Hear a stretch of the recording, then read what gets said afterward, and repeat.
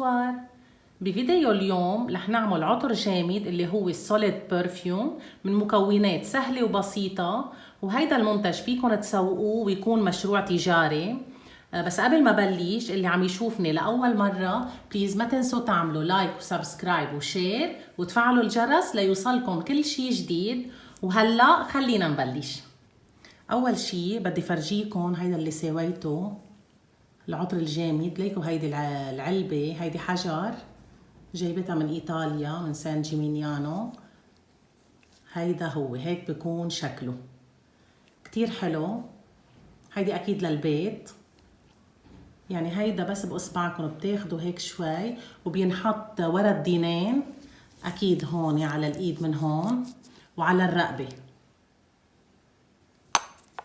وعملت هيدي كمان العلبة الصغيرة، هيدي عادة بيستعملوها للأدوية، كمان شاريتها من برا من سان جيمينيانو كمان، بس أنا ما بستعملهم، عندي كتير منهم. ليكوا شو طلع مهضوم. هيدي للجزدان، شكلها مهضوم وصغير بساع بالجزدان. هلا لهيدا العطر الجامد فيكن انتو تعملوا البرفيوم او الريحة اللي انتو بتحبوها، يعني فيكن تخلطوا عطور مع بعضها او ريحة مع بعضها، يعني انتو هيك بتشكلوا بتنوعوا. حتى فيكن تحطوا 3 انواع من الورد او 3 انواع فواكه، او تخلطوا فواكه مع ورود. انا هيك عادة بساوي ليطلع لي عطر جديد خاص فيني، يعني انه انا اللي عملته ما بلاقيته بالسوق. واكيد فيكم تعملوا كمان انه ريحه بس، مثلا ياسمين لحالها، خزامه لحالها، فريز لحالها. هيدا انتو وذوقكم يعني. هلا للعطر الجامد انا بحاجه بيزواكس اللي هو شمع النحل. انا جبتهم هيدول بيجوا بهيدي الطريقه مثل ما شايفين، وما إلهم ريحة أبداً أبداً، ما إلهم ريحة. فيكم تستعملوا أكيد الشمع الأبيض، شمع النحل الأبيض، والشمع النحل الأصفر. بس شمع النحل الأبيض لازم تجيبوه من مصدر موثوق فيه، لأنه أمرار بغشوكم، يعني بيعطوكم شي مخلوط مع مواد تانية فما بيزبط معكم. تتكونوا أكيدين كتير إذا بتلاقوا من هيدا الشمع النحل، هيدا طبيعي 100%، وهيدا ما ممكن يغشوكم فيه. اوكي. او الشمع الاصفر اللي عملنا كتير فيديوهات فيه، بيجوا قوالب كمان، هيدا مبين طبيعي 100%.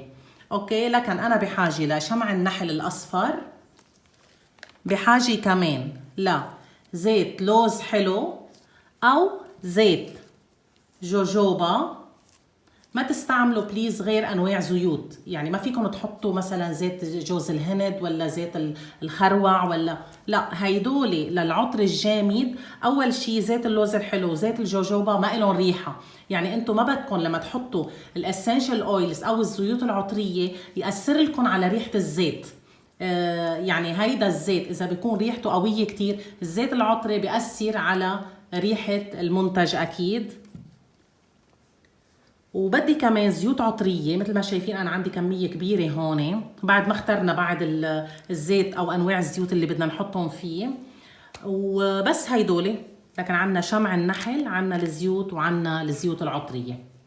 هلا مثل ما شفتوا انا عندي ميزان هون بزين الجرام، بدي احط 10 جرامات من شمع النحل الاصفر.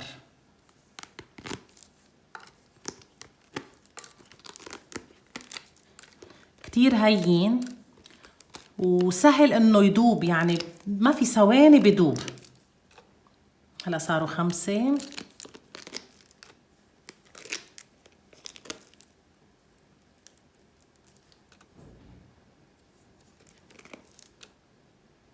ثمانية، 9، 10 بالضبط. اوكي. هيدول لكن 10 جرامات من شمع النحل الاصفر.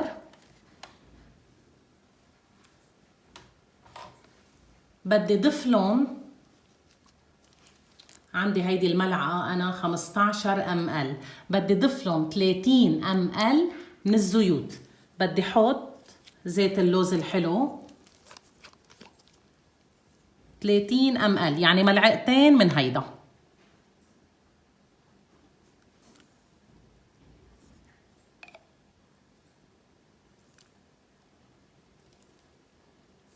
وهيدول بدي احطهم على حمام مريم، او على مثل ما انا رح اعمل شمعة هيك جاية خفيفة ناعمة. اكيد ما بدي اياهم يغلوا، انا بدي اياهم بس يدوبوا، وبنرجع بنحط لهم المكونات التانية.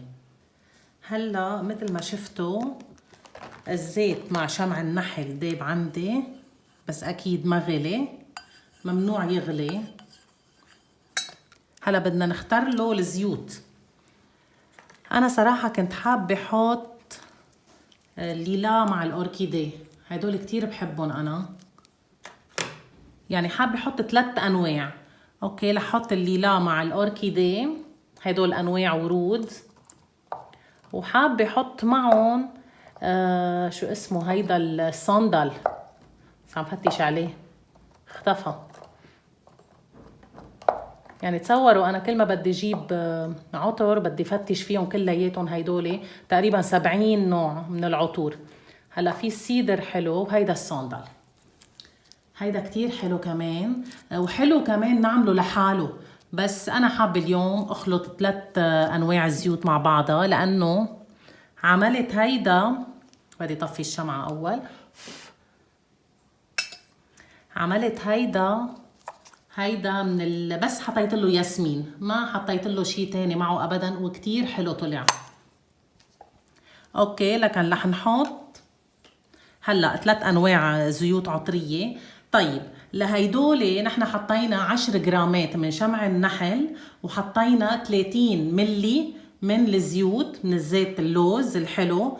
نحن بحاجه فيكم تحطوا زيوت عطريه من 20 نقطه ل 25 نقطه.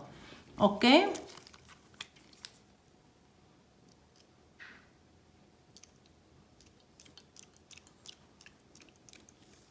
هي حطينا 10 من هيدي. هلا الاوركيد او الاوركيدي قصدي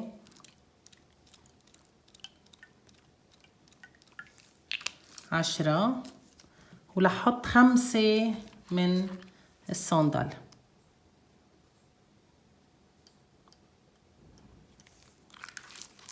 هلا بنشوف كيف رح تطلع الريحة، اكيد حلوة كتير، يعني لانه 3 حلوين.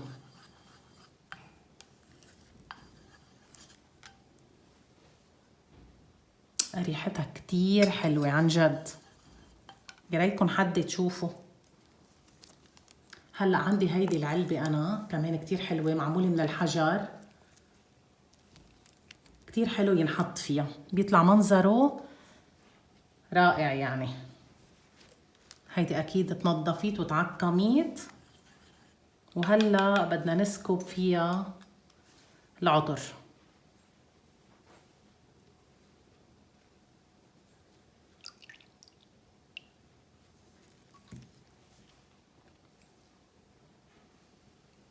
واكيد بدنا ننطره ليبرد لنشوف الشكل النهائي. هلا نحن ناطرينه ليجمد، مثل ما شايفين الاطراف بلشت تجمد. كنت بدي اقول لكم على شغله مهمه، اذا حبيتوا تسوقوا المنتج او تبيعوه فيكم تحطوه بعلب مثل هيدول، بس اكيد هيدول خصوصي للادويه، انا بس حطيته هيك لانه ما بستعملهم. بيكون نوعيتهم مثل هيدي هيك حديد ستانلس ستيل، ما بعرف بتجي مربعه هي هيك ببيعوها. واذا بدكم تسوقوا جربوا حطوا نوع واحد بس من الزيوت العطريه، مثلا عطر جامد بالياسمين بالخزامه، عرفتوا؟ ما انه تخلطوا كتير عطور مثل ما انا بعمل. هلا انا بعملهم شخصيا لإلي لانه بحب اخلط، بتعرفوا الزيوت كتير مع بعضها، وامرار حتى بخلط 5 انواع الزيوت مع بعضها، بحب شكله هيك. بس الزبون امرار بده مثلا ريحه ياسمين او ريحه جاردينيا او ريحه فريز. اكثر شيء فيكم تخلطوا نوعين بس مع بعضهم للتجاره، للتاجروا فيهم. اوكي ما تزيدوا كتير، لانه امرار الزبون بقول لكم انه انا ما بحب هيدي مع هيدي وهيدي مع هاي. فبس هيك حبيت اخبركم. هلا بدنا ننطر هيدا بس بعد بده شوي ليجمد، وفرجيكم بالشكل، فرجيكم اياه بالشكل النهائي. وهيك بكون جاهز العطر تبعنا. ليكوا شو طلع حلو، ناجح 100% مثل ما شفتوا. لازم تتبعوا المقادير بالضبط مثل ما حطيت انا.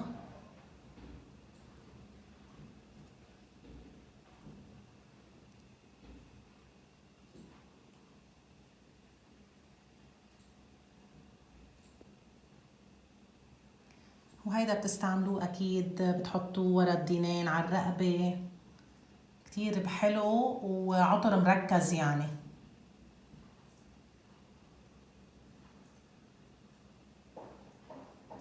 لهون بكون خلص الفيديو، ان شاء الله يكون عجبكم. بتمنى تعملوا لايك وسبسكرايب وشير تيوصلكم كل شي جديد. ميرسي.